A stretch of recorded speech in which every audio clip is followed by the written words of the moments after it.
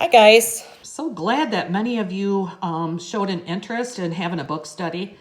Um, Overwhelmingly, almost half of you said that you wanted to look at A Boy at War. I'm really glad about that because it is a historical fiction, meaning the history in this book is real. The characters and the storyline are not. They're fiction, they're made up. I think this is going to be a great book to look at. I'm also going to make a PowerPoint, much like I did for Chasing Lincoln's Killer. If you were in my homeroom, you saw that. This should be a real fun time for us to share while we're at home. So here we go. We're going to start with chapter 1. Drop me off here, Mom, Adam said. They were a couple of blocks from the school. Why? I don't mind driving. Mom! He couldn't control his impatience. This is high school. I mean, bad enough that he was registering late, and it was already November and the term was half over. Here, he said. Drop me off here. And he hopped out of the car.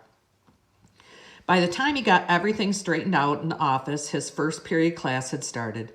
The teacher was in the middle of a lesson. Adam stood in front of the class while Mr. Handler interrogated him.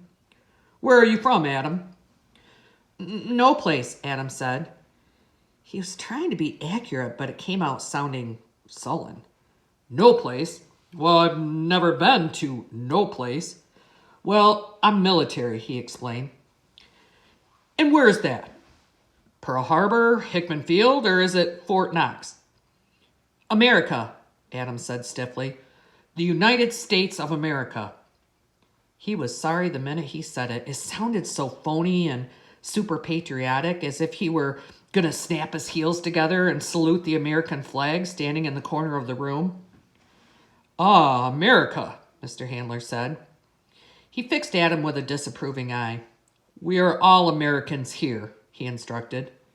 And though we in Hawaii are still only a territory of the United States, we are Americans, and we will be a state. Now answer the question. Your hometown, your place of origin, please? He didn't have a hometown. He'd grown up in the military, and in the military, you moved all the time.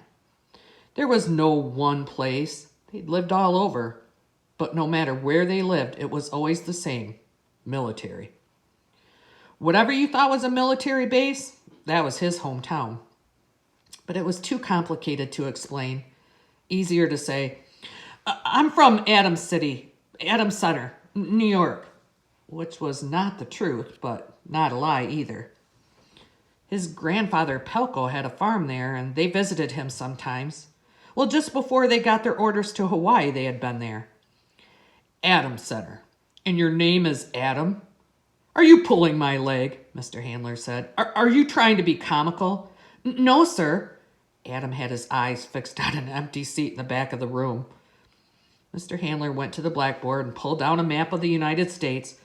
Show us where Adams Center is, Adam.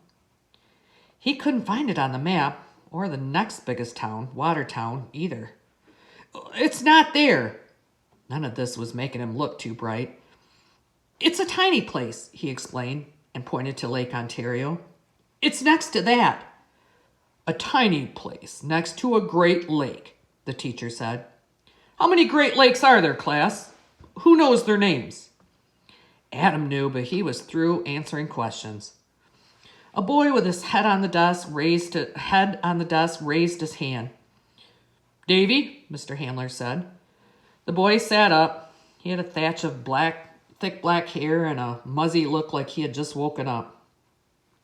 Japanese or maybe Chinese, Adam thought. Something like that. Maybe Hawaiian. He'd been reading about Hawaii. There were a lot of different kinds of people here. Chinese, Japanese, Filipinos, Portuguese. And they were all mixed up. There were more Japanese, though, than any other group. 5 lakes, Davy said, showing 5 fingers, and reeled off their names as if they were almost too boring to say. Lake Ontario, Lake Erie, Lake Michigan, Lake Huron, Lake Superior. Sticky brain, someone said. Davy looked around. Well, at least I have a brain. Class, quiet. Now, Adam, can you tell us something about Adam Center?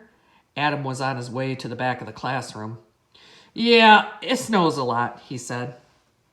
Hey, I will have chapter 2 out tomorrow. We will have some discussion questions and, like I said, the PowerPoint and things for us to kind of chit chat about. And I just want you to know that I miss you and I'm here for you. Email me, text me, whatever you need. I'm always available because I'm always here. So, till next time, bye-bye.